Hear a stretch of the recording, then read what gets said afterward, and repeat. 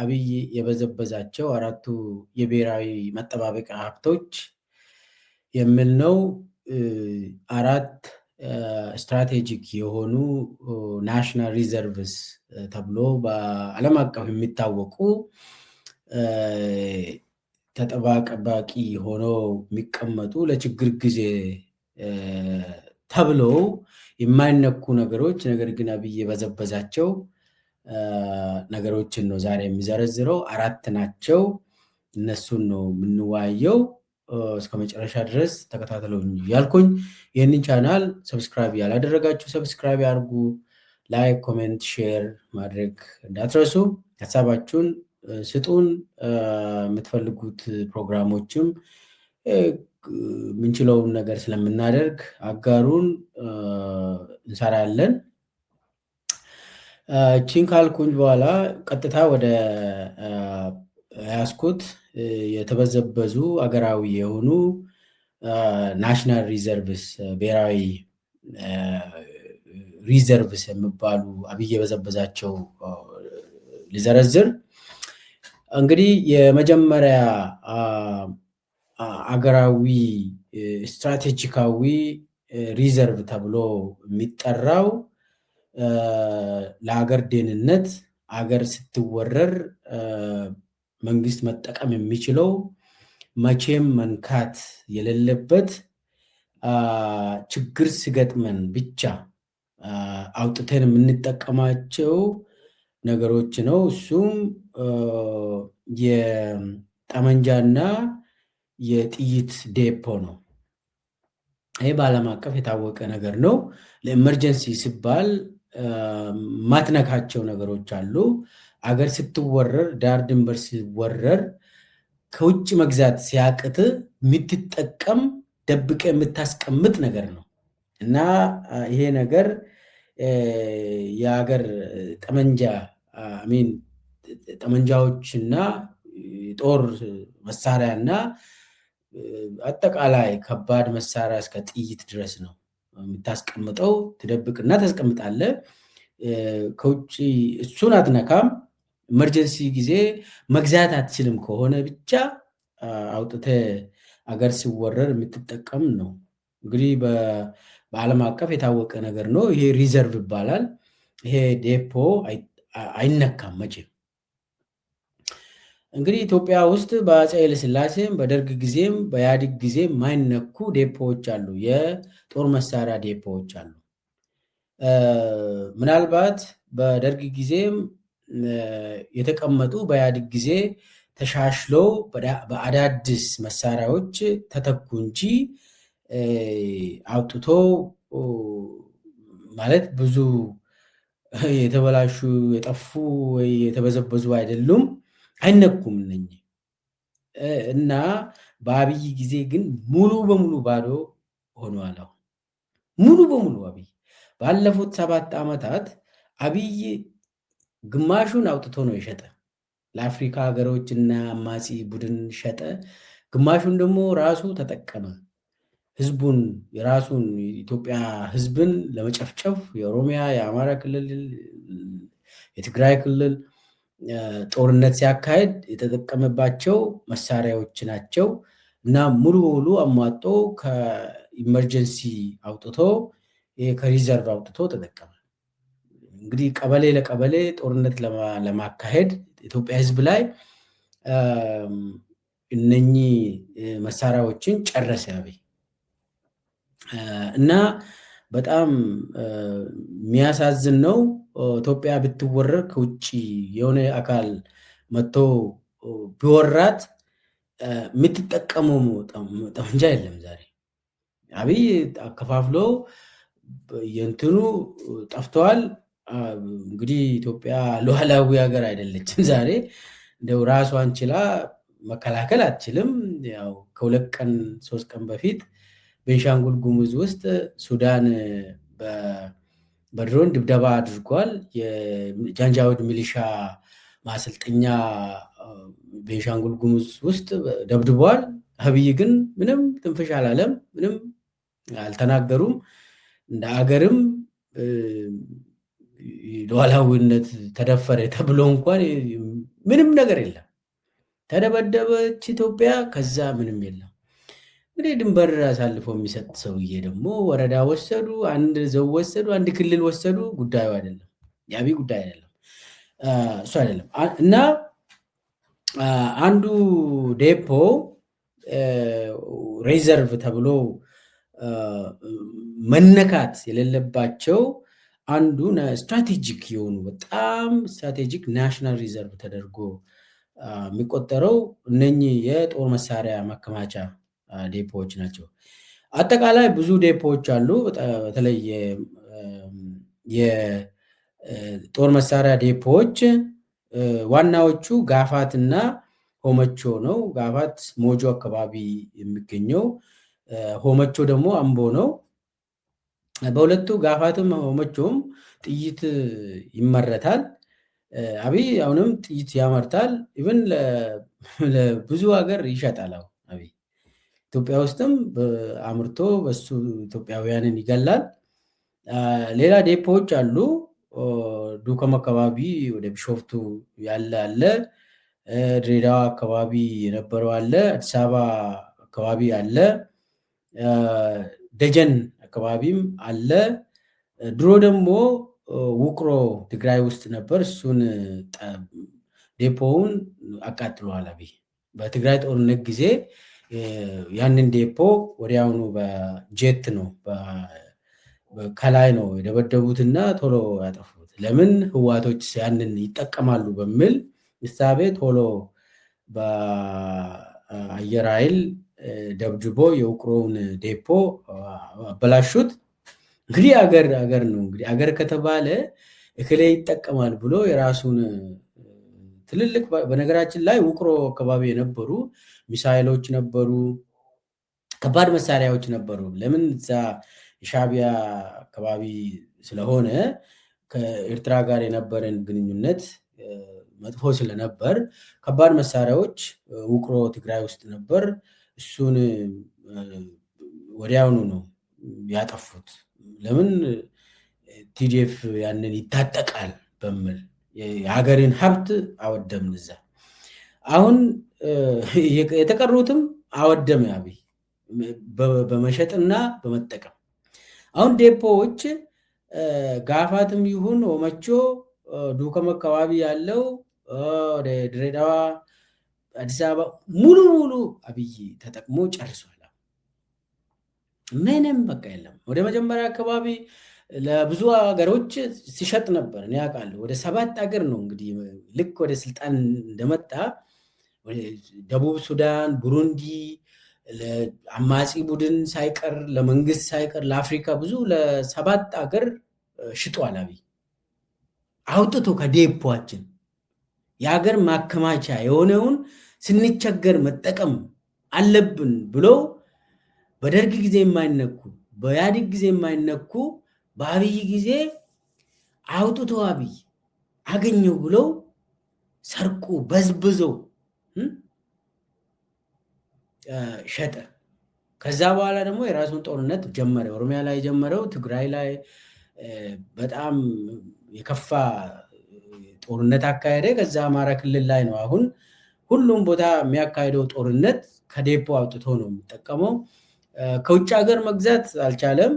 ተወሰነ ከተለያዩ ከሰርቢያ ከምናምን ከራሽያ የተለያዩ ሀገሮች መግዛት ሞክሯል።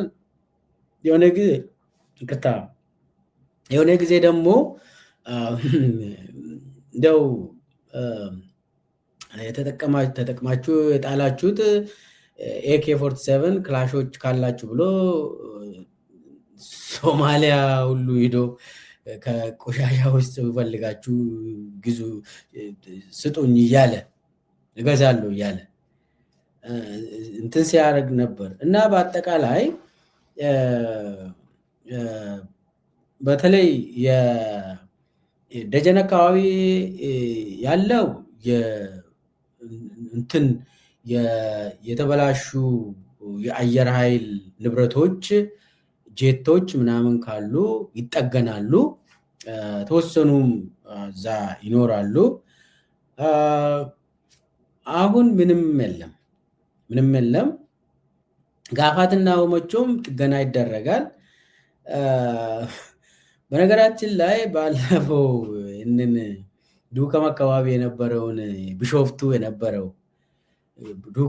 የነበረውን ዴፖን አብይ ኢሳያስን አምጥቶ አሳይቷል።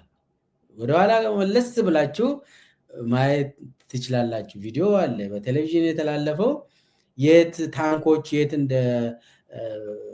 እንደሚጠገኑ ቦታው ድረስ እንዴት እንደሚጠገኑ ዴፖች የት እንደነበሩ የት እንዳሉ ምናምን ኢሳያስ አፈወርቂን አምጥቶ ዛሬ ኢሳያስ ጠላቴ ነው ምናምን ይላል አይደል? ያንን ሲያሳይ ነበር። ምንም እኮ ፖለቲከኛ አይደለም አብይ። ዝም ብሎ ተራ ሰው በአጋጣሚ ኢትዮጵያን ተረከበ፣ በአጋጣሚ ሌባ ተሰብስቦ ደላላ ተሰብስቦ ኢትዮጵያን ተረከበ ነው እንጂ እንደው የሀገር ምስጢር ተብሎ ለነገሩ አሁን በአብይ ዘመን የሀገር ምስጢር የለም። እንደው ሀገር ለዩኤኢ ነው የተሰጠች እና የሚያሳዝን ነው። ስለዚህ እነኚህ የሀገር ይሄ ስትራቴጂክ ናሽናል ሪዘርቭ የሚባሉ አንዱ የጠመንጃ እና የጦር መሳሪያ ለኤመርጀንሲ የሚቀመጡ ናቸው። አብይ ግን ኤመርጀንሲ ሀገር ሲወረር ሳይሆን ለስልጣኑ እንግዲህ አስጊ የሆኑ ኢትዮጵያውያን ላይ ነው እየተጠቀመ ያለው። አንድ በአንድ አውጥቶ ጠራርጎ ጨረሰ። ምንም የለም ዛሬ ምንም በቃ። እና ለኢትዮጵያ ከውጭ ሀገር በሱዳን ብትወረር በሆነ አካል ብትወረር አብይ ምንም የለው። ይሄ ዝም ብሎ ኤርትራን በኃይል እንይዛለን ያሰምናን እሱ ውሸት ነው። ተውት። የለም ለዛ አቅም የለውም። እንደውም ዴፖ ሁሉ ባዶ ነው ወይ ያልኳችሁ። ይህንን እኔ መረጃ ተጠቅሜ ነው እኔ በዛ ውስጥ ያለ መረጃ እኔ የማውቀው ነገር ነው የማወራው። እና ማይነኩ ነገሮች ናቸው እነዚህ። አስቡት። እና ለሀገር ሉዓላዊነት ብቻ የምንጠቀም ተብሎ የተቀመጡ በኢህአዴግ ጊዜም ያልተነኩ በደርግ ጊዜ እንኳን ያልተነኩ የጠመንጃ የጦር መሳሪያ ዴፖዎች ሙሉ በሙሉ ዚሮ አደረገ። የለም ዛሬ። እና የሚያሳዝን ነው እንግዲህ አብይ ያደረገው።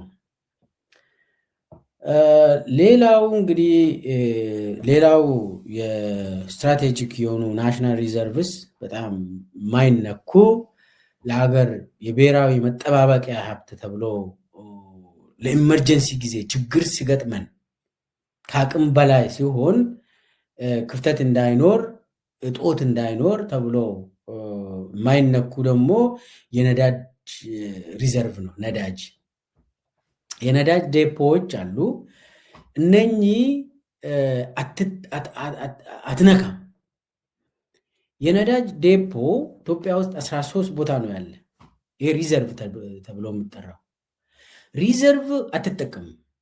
ሪዘርቭ የሚባለው ስትቸገር ከውጭ የሚገባ ነገር የለም ከተባለ ነው እንጂ የግድ ከውጭ ነው የምታስገባ። ገዝቴ ነው የምትጠቀመው እንጂ ሪዘርቭን አትነካም። እና 13 ቦታ በነገራችን ላይ ይሄ የነዳጅ ዴፖ የተቋቋመው በአፄ ኃይለሥላሴ ጊዜ ነው። በአፄ ኃይለሥላሴ ጊዜ ነዳጅ ዴፖ የተቋቋመው እንግዲህ በኢትዮ ጅቡቲ ሬልዌይን አካባቢ ነው። የመጀመሪያው ዴፖ አዋሽ ዴፖ ነው። ይሄ አዋሽ ዴፖ የሚታወቅ አዋሽ ዴፖ ነው። ዛሬ እንትን የኢትዮጵያ ነዳጅ አቅራቢ ድርጅት ብሎ ይሄ የመንግስት ድርጅት ነው፣ እዚህ ስር ነው። ነገር ግን እነኚህ ዴፖዎች 13 ዴፖዎች ናቸው ሪዘርቭ ተደርጎ እንደ ኢመርጀንሲ ጊዜ ብቻ ነው የምትጠቀሙ። ከውጭ የሚገባ የለም ከተባለ ብቻ ነው እነኚህ ዴፖዎችን የምትጠቀሙ። እና አንዱ እና ዋነኛው የአዋሽ ነው። አዋሽ ላይ አፋር ውስጥ ወደ ምስራቅ ስትሄዱ ከወለንጭቲ አካባቢ አለ አዋሽ ዴፖ አለ እና አዋሽ ዴፖ ዋናው ነው። አዲስ አበባ አካባቢ ያለ ብዙ ቦታ በአገር ደረጃ 13 ቦታ ነው ያለ። አብይ ምንድን ያደረገ ወደ ስልጣን እንደመጣ ልክ ወደ ስልጣን እንደመጣ ይውላችሁ ኃይለማርያም ደሳለኝ ስልጣን ሲያስረክብ ይሄ ዴፖ አልተነካም።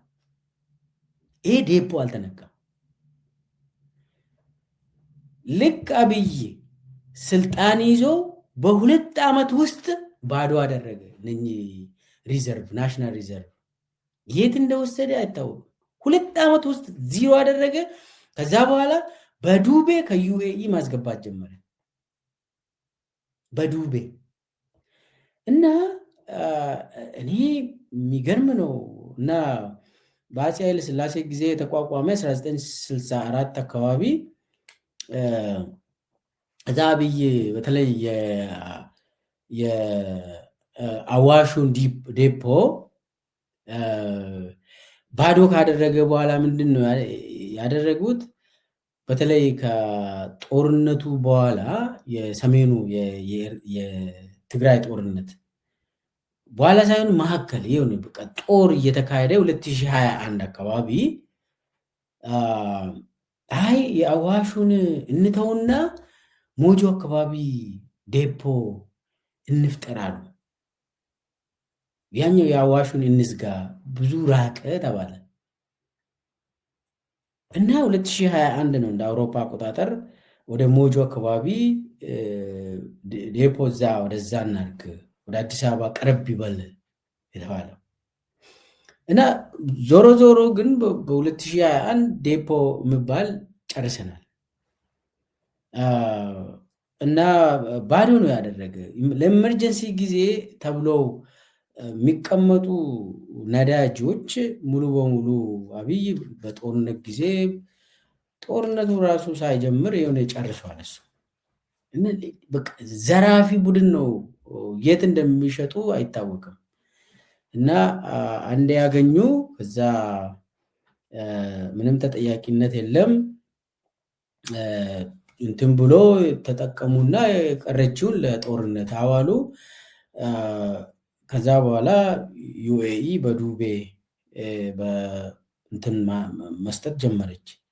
አሁን ዩኤኢ የ2 ዓመት ኢትዮጵያ ላይ የ2 ዓመት ዕዳ ኢትዮጵያ የ2 ዓመት ዕዳ ነው የምትከፍለው። በተለይ ከዩኤኢ በዱቤ የወሰድነው የ2 ዓመት ዕዳ አለብን።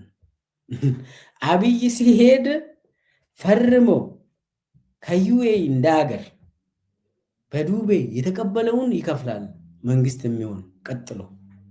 በነገራችን ላይ ለወደፊት እኮ ፍሮም ስክራች ብቻ ሳይሆን ኔጌቲቭ ውስጥ ገብተን ነው። አሁን አዲስ መንግስት ስመሰረት ኔጌቲቭ መክፈል አለብን። ፍሮም ስክራች ብቻ አይደለም ባይዘ ኔጌቲቭ ውስጥ ነን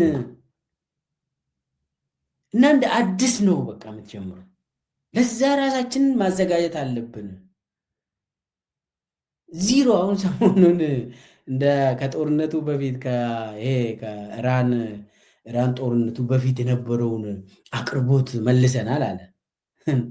ዋጋውስ የለም። እንደዛ ውሸቱ እኮ ነው ባይዘ ሲጀመር ነዳጅ ቆይቷል ከጠፋ። የኢትዮጵያ ህዝብ ያውቃል ይናገር። ይሄ አህመድ ሺዴና አብይ የሚያወሩት ሳይሆን ኢትዮጵያ ህዝብ ከዳር እስከ ዳር ከአሶሳ እስከ ባህር ዳር፣ ከባህር ዳር እስከ ሞያሌ፣ ከጅጅጋ እስከ መቀሌ፣ አዲስ አበባ እስከ አዋሳ ህዝቡ ያውቃል። ነዳጅ ከጠፋ ስንት ዓመት ቆይቷል። ለምን እንደጠፋ ሪዘርቭ እንኳን ለችግር ጊዜ ተብሎ የተቀመጠ ለአብይ ሁልጊዜ ችግር ነው፣ ሁልጊዜ ኢመርጀንሲ ነው አይደል ኢትዮጵያ ውስጥ። ስለዚህ ይጠቀማል። 7 ሙሉ ዓመት በኢመርጀንሲ ያስተዳደረው አብይ ኢመርጀንሲ ነው ብሎ ጨረሰ። እና ችግሩ የነዳጅ ችግር በሆርሙዝ በመዘጋት ሳይሆን አብይ ናሽናል ሪዘርቭ ተብሎ የተቀመጠውን የነዳጅ ዴፖ ከዛ ውስጥ በመውሰድ ስለጨረሰ ነው። ዝም ብሎ በቃ ስንቸገር እንጠቀማለን ብሎ ነው። እንግዲህ ከዚህም በፊት የነበሩ መንግስታት የኢትዮጵያ መንግስታት ስርዓቶች ያንን እንትን ሳደርጉ ያቆዩት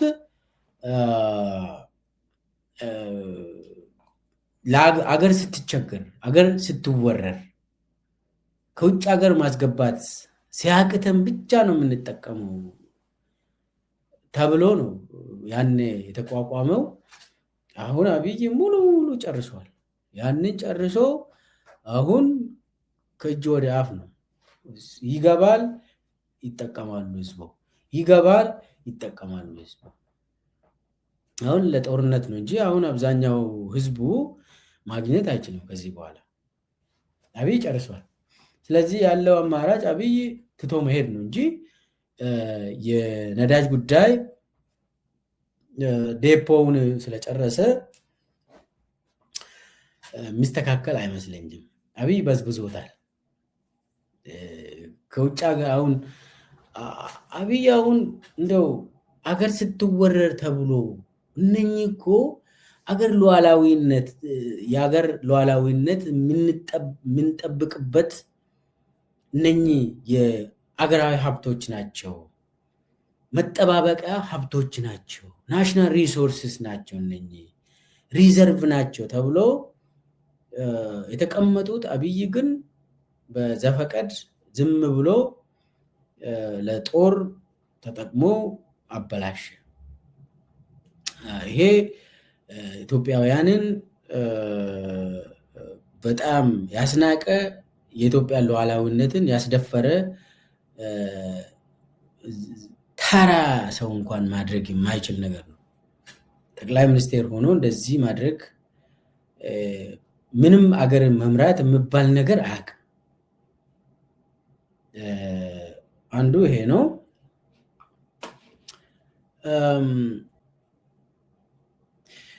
ስለዚህ ይሄ የነዳጅም በተመለከተ ሪዘርቭ የሚባል ነገር የለም ዛሬ። እሱን እንይዝ። ሶስተኛው በጣም ወሳኙ ናሽናል ስትራቴጂክ ናሽናል ሪዘርቭ የሚባለው ብሔራዊ ባንክ ውስጥ የሚቀመጥ ወርቅ ነው። ይሄ ጎልድ ሪዘርቭ ነው። ጎልድ ሪዘርቭን በተመለከተ አብይ በጣም ነው የበዘበዘ። እሱን ነው ሶስተኛ ላይ የምናወራው። ጎልድ ሪዘርቭ እንግዲህ ኢትዮጵያ ውስጥ በኢትዮጵያ ብቻ ሳይሆን በዓለም ላይ ትልቁ የሀገራቸው እንትን ገንዘብ አይደለም ወይ ደግሞ እንዲያውም ከዶላር እና ከዩሮ ከፓውንድ ምናምን የበለጠ በጣም ስታብል የሆነ ጋራንቲ የሚሰጥ ወርቅ ነው እና ጎልድ ታስቀምጣለ። ጎልድ በማስቀመጥ ወርቅን በማስቀመጥ የሀገርን እንትን የመግዛት አቅም ታሳድጋለ እና የጎልድ ሪዘርቭ ወሳኝ ነው። በደርግ ጊዜም በኢህአዴግ ጊዜም የጎልድ ይሄ ወርቅን ብሔራዊ ባንክ ውስጥ በማስቀመጥ የሀገርን ኢኮኖሚ እንትን ሲያደርጉ ነበር፣ ሲያበረታቱ ነበር። ምንድን ነው በኢህአዴግ ጊዜ አሁን ወደ ውጭ የሚላክ ቁጥር 1 ላይ የነበረው ወርቅ አይደለም። ቡና ነው ወይ ደግሞ ሌላ ነው። ወርቅ አይነካም። ካለው ይጨመርበትና እዛው ብሔራዊ ባንክ ውስጥ ይቀመጣል። የተወሰኑ ወደ ውጭ በኮንትሮባንድ ይወጣሉ። አዎ ይወጣሉ። ከዛ ውጭ ግን በኢህአዴግ ጊዜ ኢትዮጵያ ወርቅ ነጋዴ አይደለችም። አሁንስ እሱን እናወራለን። አቤት የምትሉት ነገር አለ፣ እግዚኦ የምትሉት እና በኢህአዴግ ጊዜ ምንም የተነካም አይደለም። አሁን ሙሉ በሙሉ ወደ ዱባይ ነው።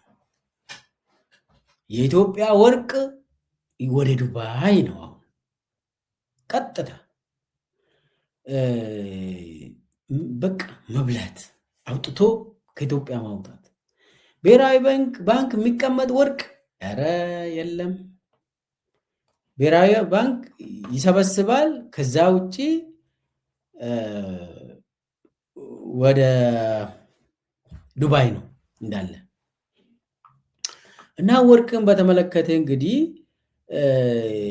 ትንሽ ስለ ፍልስፍናው እናውራ። አሁን አገሮች ወርቅ አላቸው። አብዛኛው ሀገሮች ወርቅ መሬት ውስጥም ይሁን ባንክ ውስጥም ይሁን ያስቀምጣሉ። ያንን ቶሎ አይሸጡም፣ ያስቀምጣሉ፣ ሪዘርቭ ያደርጋሉ። ለምን? የወርቅ ዋጋ ወደ ላይ ነው እንጂ ወደ ታች አይሄድም። የአሁኑ የአብይ እንትን ወርቅ ነጋዴ ነው አብይ። እሱን ነው የምናወራ። አሁን ይሄ በደርግ ጊዜ ወርቅ ካለ ይጨመርበታል። በኢህአዴግ ጊዜም ወርቅ ካለ ይጨመርበታል። በተለይ በመለስ ጊዜ ይጨመርበታል። በኋላ ወደ ማይኒንግ እመጣለሁ።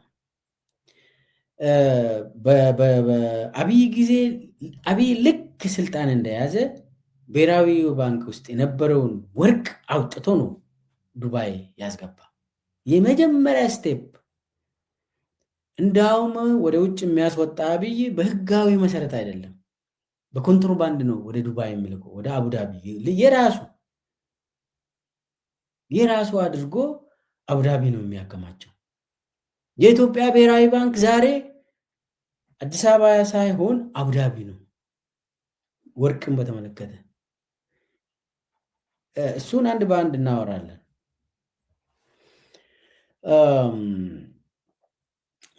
ስለዚህ አሁን የወርቁ ብሔራዊ ባንክ ኢትዮጵያ ብሔራዊ ባንክ አላት ምናምን ወርቅ የሚያስቀምጥ ብሔራዊ ባንክ አለን ይባላል አይደል? ኖ፣ የኢትዮጵያ ብሔራዊ ባንክ ወርቅን ይረከባል። ግን ይረከብና ቀጥ አያስቀምጥም፣ ሪዘርቭ አድርጎ አያስቀምጥም። ይኸውላችሁ ሪዘርቭ የሚባለው ናሽናል ሪዘርቭ ማለት ተቀማጭ ማለት ነው። ይቀመጣል፣ አትሸጥም። ብሔራዊ ባንክ በአሁኑ ሰዓት የአብይ ብሔራዊ ባንክ ይሰበስብና ይሸጣል፣ ወደ ውጭ ይልካል። አብይ ነው የሚያስልከው በራሱ ሰዎች።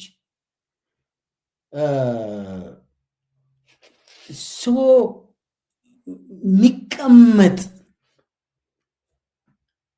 ወርቅ የለም ኢትዮጵያ ውስጥ። አሁን ሪዘርቭ ነው እያወራሁት ያለሁት።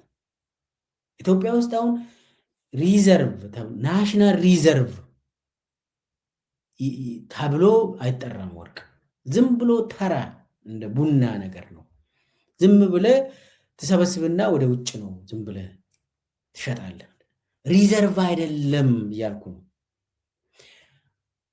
በባለፉት ስርዓቶች ኢትዮጵያ ውስጥ ሪዘርቭ ነበሩ። አሁን ግን ሪዘርቭ አይደሉም። ወርቅ ሪዘርቭ አይደለም። እሱን ነው ምናወራ። እና በአፄ ኃይለሥላሴ ጊዜ፣ በደርግ ጊዜ፣ በኢህአዴግ ጊዜ ናሽናል ባንክ እንደ ጎልድን እንደ ወርቅን ሪዘርቭ አድርጎ ዲፖዚት ይቀመጣል።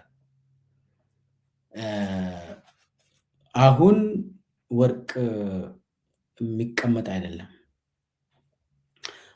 አንዱ የብሔራዊ ባንክን በተመለከተ ነው። ስለዚህ የብሔራዊ ባንክ ዋና ስራውን ቀይሯል። በአብይ ዘመን ድሮ ወርቅን ያስቀምጣል፣ ወርቅ ይቀመጣል ዝም ብሎ። ድሮ ስላችሁ በኢህአዴግ ጊዜ፣ በደርግ ጊዜ፣ በአፄ ኃይለ ሥላሴ ጊዜ ወርቅ ይቀመጣል። አሁንስ አንድ ቀን አያድርም፣ ይሰበስብና ያስረክባል። ማን ነው? የደላላ የአብይ ደላላ ይወስዳሉ፣ ቀጥታ ዱባይ ይገባል። ከዛ ግማሹ ይሸጣሉ፣ ግማሹን ያስቀምጣል። አብይ በወርቅ ነው ሴቭ የሚያደርጉት ገንዘብን ዛሬ እና አብይ በዶላር አይደለም በወርቅ ነው የሚያስቀምጡት። እና ሶስተኛው የብሔራዊ ባንክ ስራ ወርቅን እንደ ናሽናል ሪዘርቭ ማስቀመጥ ሳይሆን ብሔራዊ ባንክ የአብይ ደላላ ሆነ ለማለት ነው። በዛ ነው ከዚህም በፊት የነበረውን ብሔራዊ ባንክ ውስጥ የነበረውን ወርቅ በዝብዘው ተጠቀመ አብይ። በቃ ሌብነት ሰርቆ በዱባይ ወሰደ። ከዚህም በፊት የነበረው። አራተኛው ደግሞ መሬት ውስጥ ያለው ሀብት ነው፣ ማይኒንግ ሴክተር። አራተኛው ማይኒንግ ሴክተር ሪዘርቭ ነበር በኢህአዴግ ጊዜ። እንግዲህ በመለስ ጊዜ ወርቅ ሪዘርቭ ነበር ነው። በደርግ ጊዜም ወርቅ ማለት ይሄ ማይኒንግ መሬት ውስጥ ያለው ወርቅ አይነካም። ምን ማለት ነው ይሄ? ኢትዮጵያ ወርቅ ነበራት። ብዙ ሀገሮች ወርቅ አላቸው፣ የተለያዩ እንትኖች አላቸው። መሬት ውስጥ ብዙ ውድ የሆኑ እነኚህ ሚነራልስ በጣም ብርቅዬ የሆኑ እንትኖች አሉ። ይሄ ብረታ ብረቶች፣ የተለያዩ እንትኖች አሉ። እነኚህ መሬት ውስጥ ያሉ በተለይ ደግሞ ወርቅም ይሁን እምነበረድ ይሁን የተለያዩ እንትን አይነኩም፣ ሪዘርቭ ሆኖ ይቀመጣሉ። አንደኛ ምክንያት አንድ ህዝብ የራሱን ትምህርት አሳድጎ ቫይብራንት የሆነ ዳይናሚክ የሆነ ሶሳይቲን ለመፍጠር ከፈለግ በማይኒንግ ማሳደግ አትችልም። መሬት ስር ያለው መሬት ውስጥ ያለው ሀብት ዳይናሚክ አያደርግም። ዝም ብለህ እሱን አውጥተህ ትጠቀማለህ። ያ ህዝብ ሰስቴነብል አይደለም። አሁን ካናዳና ሳውዲ አረቢያን እንውሰድ። በነዳጅ መሬት ውስጥ ያለው ነዳጅን በተመለከተ ካናዳ በጣም ሀብታም ነች፣ ግን አትነካም። የካናዳ ኢኮኖሚ ሌላ በኢኖቬሽን ላይ የተመሰረተ ነው። ማይኒንግ ሴክተርን አይነኩም። እንዲያውም የካናዳ ሪሶርስ የኢኮኖሚ ጂዲፒ ከኦይል ፔትሮሊየም ከምናምን ከነኚህ መሬት ውስጥ ያሉ ሪሶርሶች 5-10% አይሞላም። ስለዚህ ምንድን ነው ይሄ? ሰውን ማሳደግ፣ ሰውን ሂማን ዲቨሎፕመንት ላይ ፎከስ ያደርጋሉ እነ ካናዳ። ሳውዲስ ምን ሆነ? 95% የሳውዲ ሀብት ከኦይል ነው፣ ከፔትሮሊየም ነው። ምንድን ነው? ሰው አላደገም፣ ሰው አልተማረም። ዝም ብሎ ዶላር ይዘንብበታል። ዝም ብሎ ይሄ ሰስቴነብል አይደለም።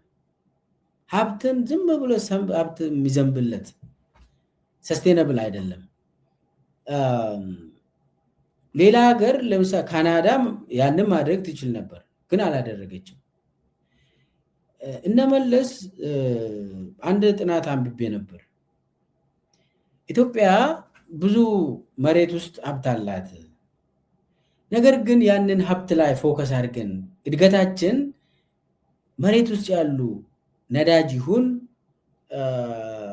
ወርቅ ይሁን እሱ ላይ ብቻ ፎከስ ካደረግነው ኮንጎ ነው የምንሆነው፣ ዝም ብሎ ሱዳን ነው የምንሆነው። የእርስ በርስ ጦርነት ነው የሚካሄደው። ሰው ያንን በአቋራጭ ማደግ ስለሚፈልግ ሰውን ሳናሳድግ፣ ሰውን ሳናስተምር፣ ሰው ሳይዘመን ዘመናዊ ሰዎችን መፍጠር ሳንችል ዝም ብለን አፈር እየቆፈርን በቀላሉ ሀብታም እንሆናለን ብለን በዛ ዙሪያ ላይ ልማትን ካካሄድ ነው ብዙ ርቀን አንሄድም። የእርስ በርስ ጦርነት ነው፣ ኮንጎ ነው የምንሆነው የሚል ጥናት አንብቤያለሁ። ይህ ትልቅ ነገር ነው። በነገራችን ላይ ዛሬውን በኋላ እመጣበታለሁ። ማይኒንግ ሴክተር ትልቅ መሆን የለበትም ብሎ ያኔ በኢህአዴግ ጊዜ እነመለስ በተወሰነ ደረጃ በዛ ደረጃ ማመናቸው ቀላል ነገር አይደለም። የኢትዮጵያ ሕዝብ መጀመሪያ እንዲማር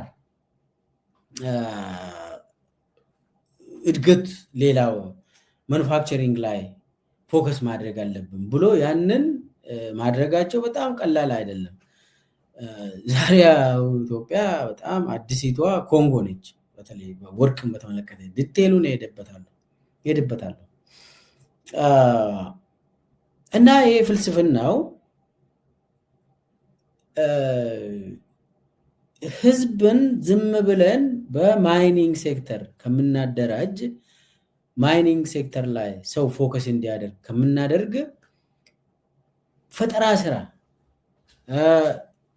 ማኑፋክቸሪንግ ስራ ላይ ፎከስ ብናደርግ ይሻላል፣ ማይኒንጉን በኋላ መጨረሻ ላይ ብናደርግ ይሻላል የሚል አቅጣጫ ነበር፣ ፖሊሲ ነበር።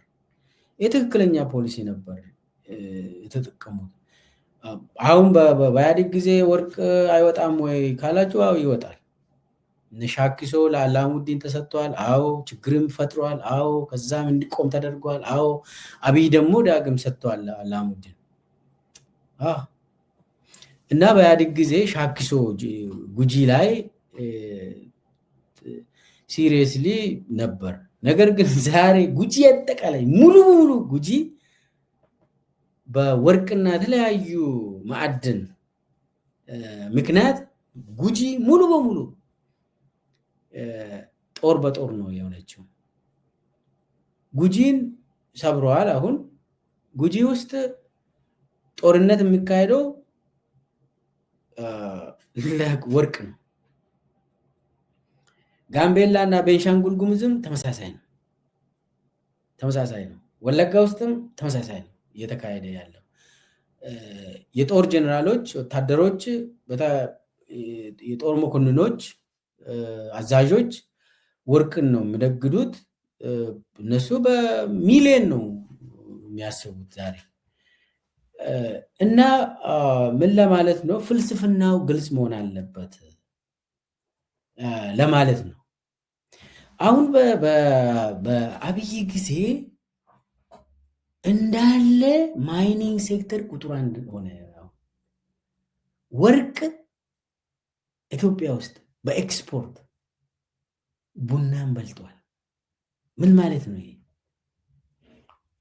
ምን ማለት ነው ይሄ?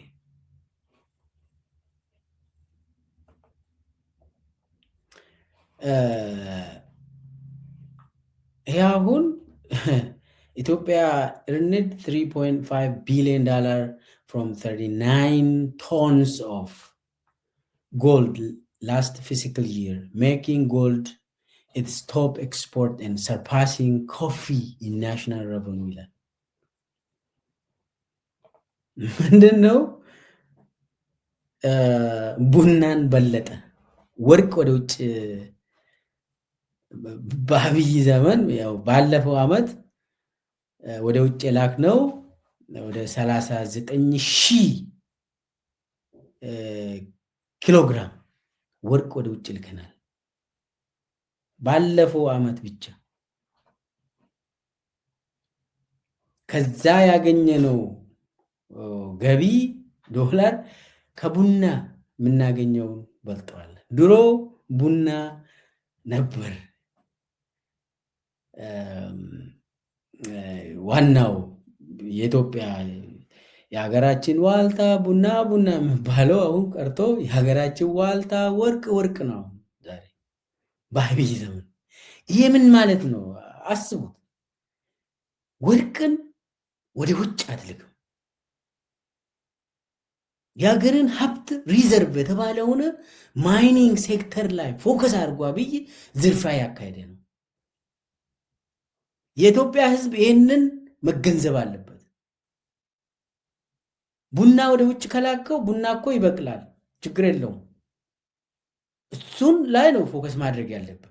ወርቅ ግን አንዴ አውጥተ አይበቅልም። የወርቅ ዋጋ ግን እየጨመረ ይሄዳል። ይሄ ናሽናል ሪዘርቭ ነው፣ ስትራቴጂክ ሪሶርስ ነው። ወርቅ ቀላል አይደለም፣ ከዶላር በላይ ነው ወርቅ። አብይ ግን ወደ ውጭ በመላክ ከቡና አለፈ ይላል እንትኑ ሪፖርቱ።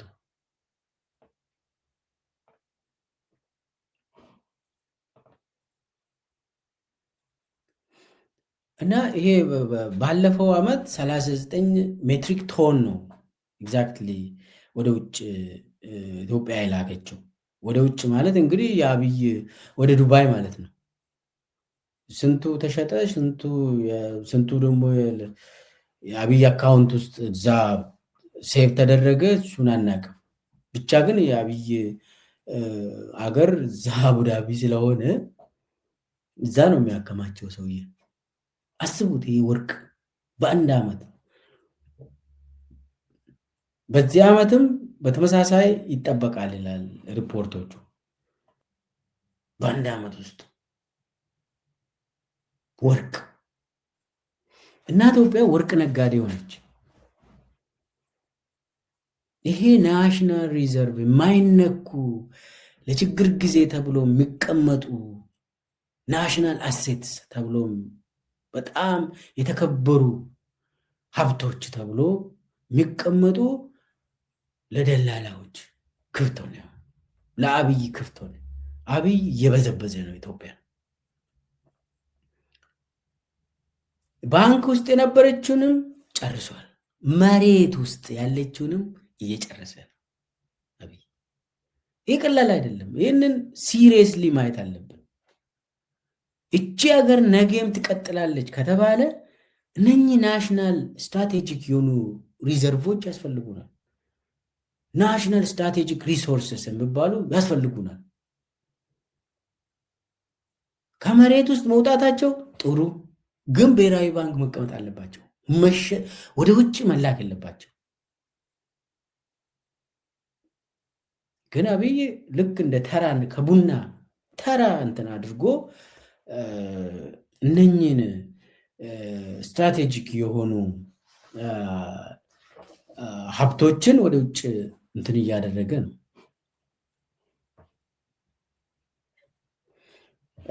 አሁን ዘንድሮ እንግዲህ ይሄ አምናው ነው። አምናው 39,000 የዘንድሮ ደግሞ በ9 ወር ውስጥ ሪፖርት እየተደረገ ነው ከየክልሎቹ።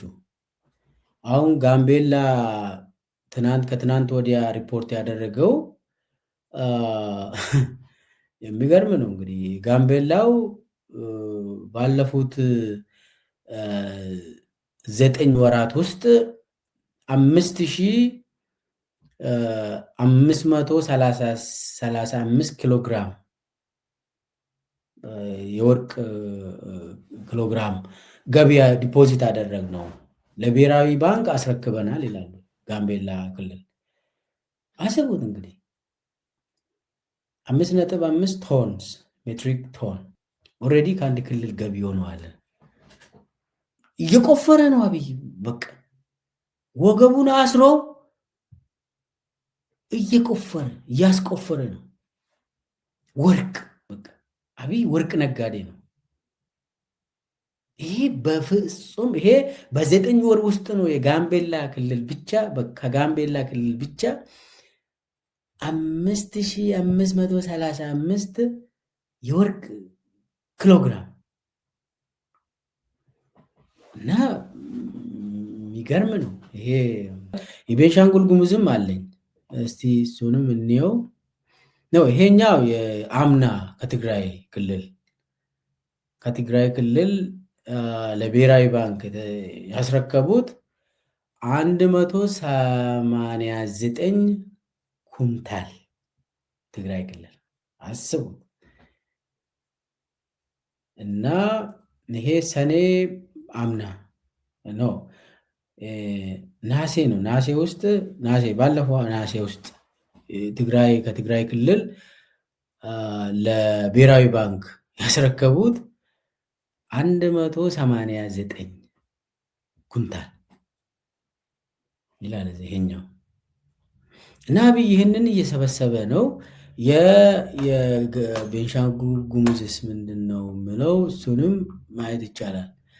እሱም ቤንሻንጉል ጉሙዝ ጎልድ ሰፕላይ ሰርጅስ ቱ 1.7 ቶንስ ይላል እና 1723 ኪሎግራም ይቅርታ ከቤንሻንጉል ጉሙዝ። ይሄ ደግሞ የባለፈው ዓመት ነው። ይሄ የባለፈው ዓመት ነው። አጠቃላይ እኔ በቁጥር ለማውራት ሳይሆን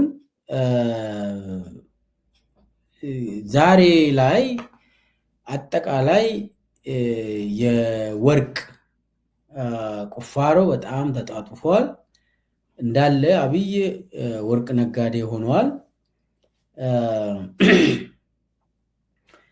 2023 አካባቢ 4 ሜትሪክ ቶን የነበረው ወደ ውጭ ኢትዮጵያ የላከችው 2023 4 ሜትሪክ ቶን የነበረው በ2024 39 ሜትሪክ ቶን ነው የሆነው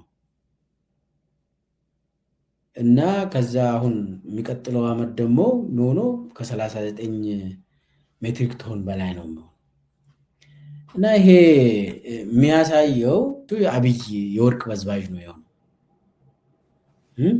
የሀገርን የኢትዮጵያን ሀብት ይበዘብዛል። አንድ በአንድ ምንም ሳይቀር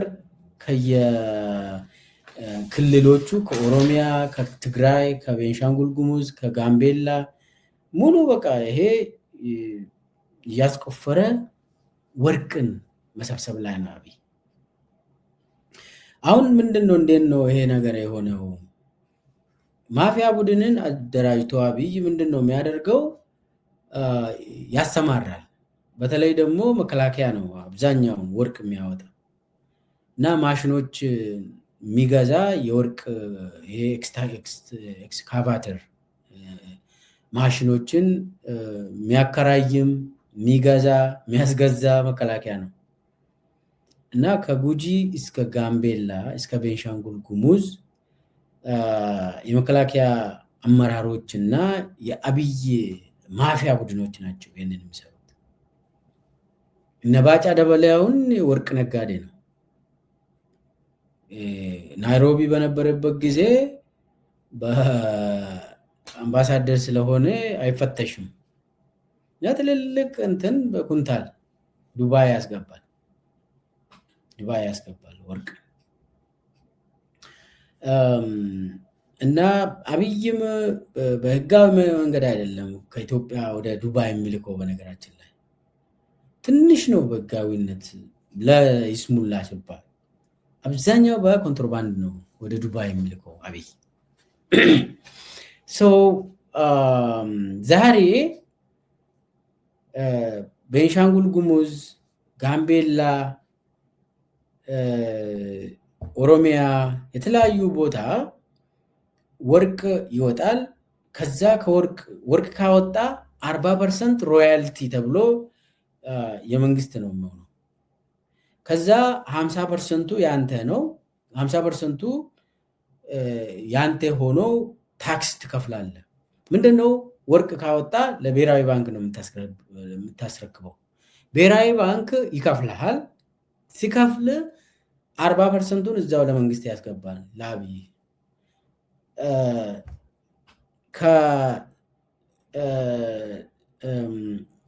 እያለ 50 ወይ 45% ነው በእጅ የሚደርሰው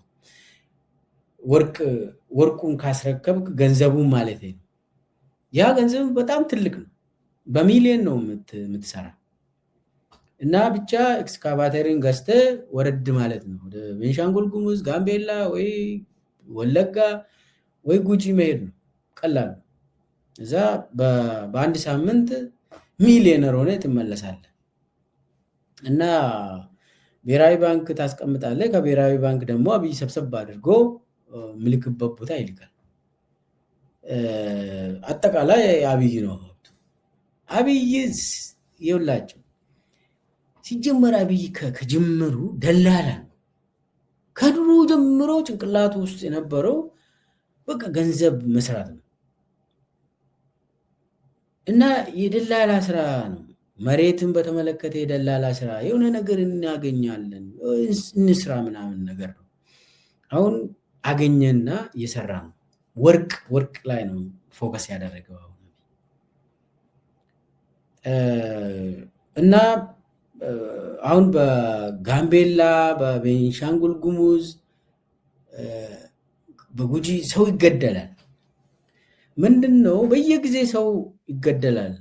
ወርቅ አካባቢ ወርቅ የሚያወጡ በተለያየ ምክንያት ነው እንግዲህ ሰው የሚገደለው፣ ሰው የሚረሸነው። አንደኛ ወርቅ የሚያወጡት ራሱ ይገደላሉ። ወርቅ አውጥቶ ሌላ ደግሞ የመከላከያ አመራሮች እዛ አካባቢ የሚንቀሳቀሱ ማፊያ ቡድኖች አሉ። እነሱ ምንድን ነው የሚያደርጉት? ወርቅ ካወጣ ለምሳሌ አንተ ለ100 ሚሊዮን የሚሸጥ ወርቅ ካወጣ ያንን እነኚህ ማፊያ ቡድኖች አንተ እጅ ካዩ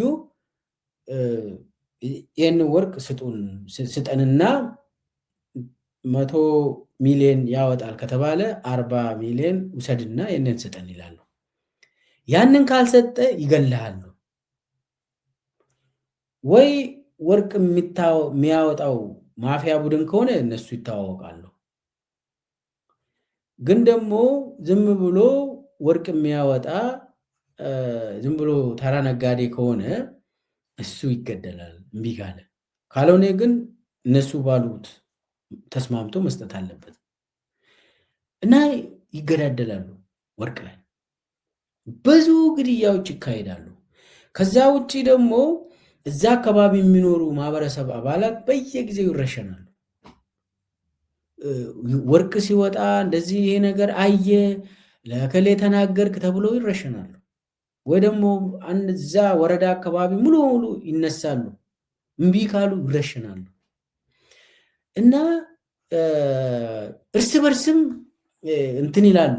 ይሄ በተለይ መከላከያ አካባቢ የኔ ግዛት ነው የአንተ ግዛት ነው ምናምን እየተባባሉ ይገዳደላሉ። እና አብዛኛው ጋምቤላ፣ ቤንሻንጉል ጉሙዝ እና በተወሰኑ ኦሮሚያ አካባቢ ኮንጎ ሆናለች። ወይ ደግሞ ሌላ አዲሲቷ ኮንጎ ብላችሁ መጥራት ትችላላችሁ። አብይ እንትን ነው የጦርነቱ ወርቅን የመቆጣጠር ጦርነት ሆነዋል። አብዛኛው ክፍሉ አሁን አርኤስኤፍ ጃንጃዊድ ሚሊሻ የሱዳኑ ጃንጃዊድ ሚሊሻ እና የሱዳኑ መከላከያ ሰራዊት አብዛኛው ጦርነት ወርቅ አካባቢ ነው። ወርቅ ያለበት ክልል አካባቢ ነው ጦርነቱን እያካሄዱ ያሉት። ለምን? ዋናው ነገር ወርቅና ነዳጅን መቆጣጠር ነው።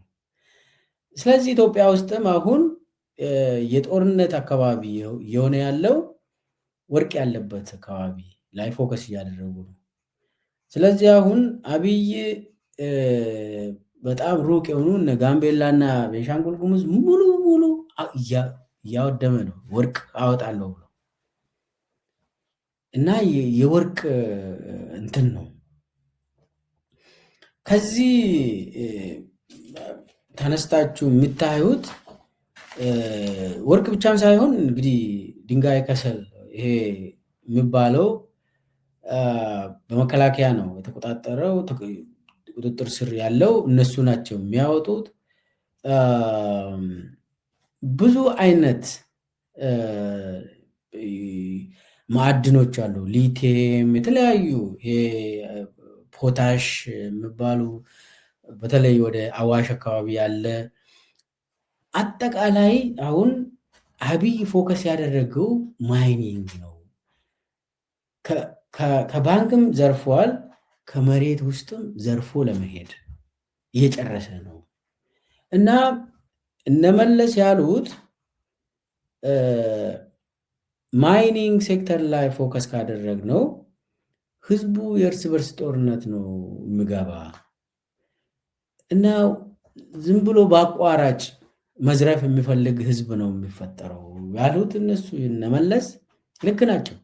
ዛሬ ማፊያ ቡድን ነው ቦታውን የተቆጣጠረው። ሙሉ በሙሉ ማህበረሰብን እየገደሉ እያፈናቀሉ፣ የቤንሻንጉል ጉሙዝ ለምሳሌ ችግር ይሄ ነው። ጥፋታቸው ወርቅ ነው፣ ወርቅ በመገኘቱ ነው። ጋምቤላም ተመሳሳይ ነው፣ ጉጂም ተመሳሳይ ነው። እና ጎልድ አሁን ምንድነው የእርግማን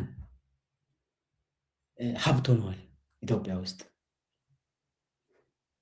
እና ከርስድ የሆነ ከርስ ሆኗል። በቃ የከርስ ኢትስ ናት አን አሴት በት ከርስ ላያቢሊቲ ፎር ዘም።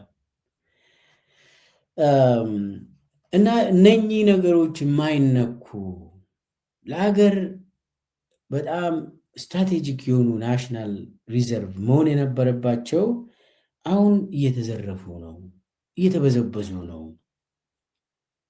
አብይ በልቶ ለመሄድ ነው፣ ዘርፎ ለመሄድ ነው። በቃ የሚያስቡት መዝረፍ ብቻ ሆነ። ደግሞ የአገርን ነው የአገር እኔ ሌላ ይህ መሬት ምናምን የትም አይሄድም። መሬት መቸብቸብ እሱ ላይ አላወራም። ለምን ዛሬ ከአንድ ሰው ወደ ሌላ ሰው የሄደ ነገ የሚመለስ ሊሆን ይችላል መሬት። ግን ደግሞ ይሄ እነኚህ መሬት ከኢትዮጵያ ወጥቶ ለዱባይ አይሸጥም። እንግዲህ ዱባዮች መጥቶ ኢትዮጵያ ውስጥ መግዛት ይችላሉ። ጊዜው ሲደርስ ደግሞ ሪቨርስ ይደረጋል፣ የጊዜ ጉዳይ ነው። ነገር ግን ይሄ ወርቅ ሪቨርስ አይደረግም። ለዛ ነው ያለፉት መንግስታት እስቲ አስቡ፣ በኢህአዴግ ጊዜ በአንድ ዓመት ስንት ኩንታል ወርቅ ነው ወደ ውጭ የሚላከው? የለም። እዚህ ግባ የሚባል አይደለም። ለሀገር ውስጥ ብቻ ነው የሚጠቀሙት። አብይ መጥቶ ነው በመዓት በቶን ወደ ውጭ መላክ የጀመረው።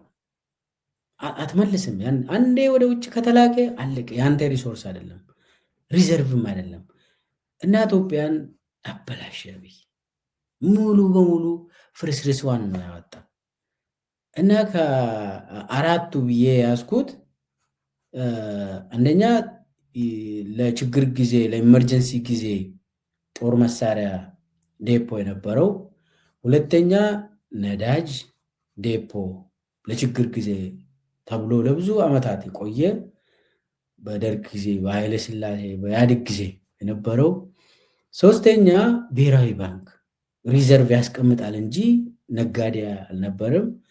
አራተኛ ማይኒንግ ሴክተር ነው፣ መሬት ውስጥ ሪዘርቭ ተደርጎ የሚቀመጥ።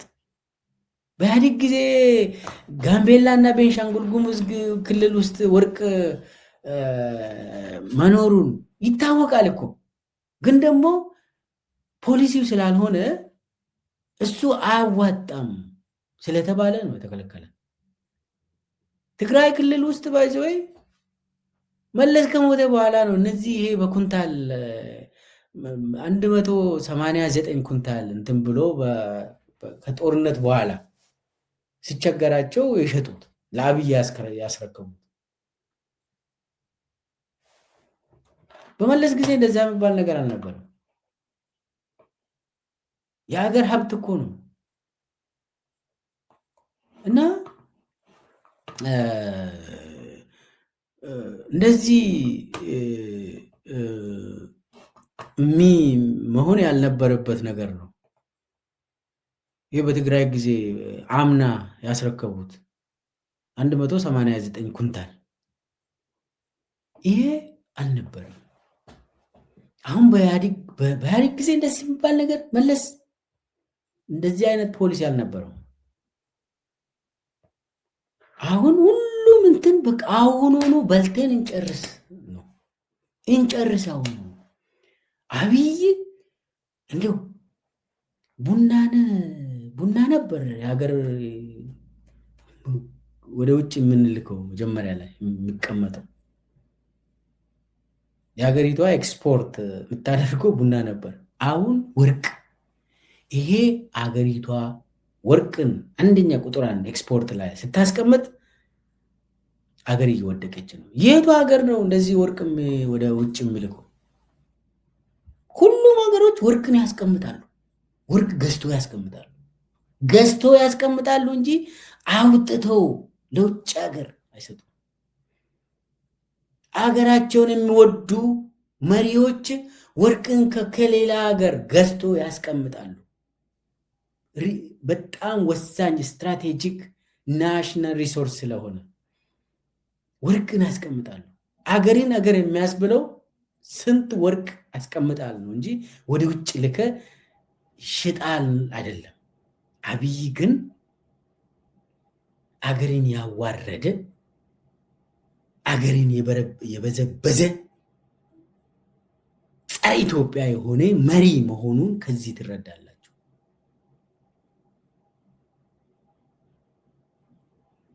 በጣም ብሔራዊ መጠባበቂያ ሀብቶች ተብሎ ሪዘርቭ ሆኖ የሚቀመጡ ሀብቶችን ሙሉ በሙሉ ሽጦ በዝብዞ ዘርፎ እየሄደ ነው። ነገ አናገኝም ይሄንን። ስለዚህ ቀጣይ የሚመጣ ስርዓት የኢትዮጵያ ሕዝብ ፍሮም ስክራች ለመገንባት ማሰብ ያስፈልገናል። ከዚሮ ነው የምንጀምረው። ኔጌቲቭ ውስጥ ነን። ወርቅ ምናምን ጨርሶ ሊሄድ ነው። በቃ ምንም አይቀርም። አሁን በጋምቤላ እና ቤንሻንጉል ጉሙዝ የተባሉት ቢያንስ 7000 ኪሎ ግራም